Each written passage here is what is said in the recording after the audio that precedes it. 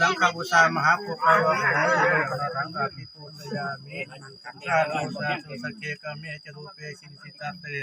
จันทริเขวิมานิติเปรตจะตาเมตโลนาคาหาเนเมื่อไหนนี่ผมจะมอง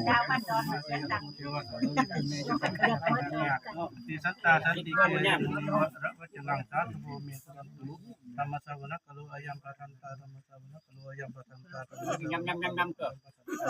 สุนันตุปนโตเยเทวะตุลาเทพระเจ้าทั้งหลายอันอยู่บนสวรรค์ชั้นธรรมภพของท่านอยู่ในโลกความเป็นของท่านสิขาตาเตตนอยู่บนยอดเขาได้เหวห้วยกันทะเลเขตนอยู่ในวิมานอากาศที่เปตนอยู่ในทวีปต่างๆนี้อุดรกุลุทวีปเป็นต้นรัตเถ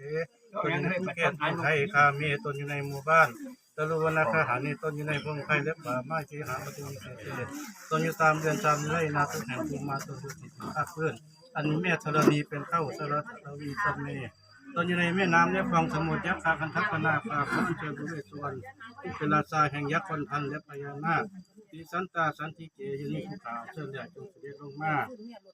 ให้พ่อกับลูกกับหลานผู้ที่มาทำพิธีในเมื่อนี้ในการมาเลี้ยงตาปูโมนี่เป็นเดือน6คนนี้มาเลี้ยงตาปู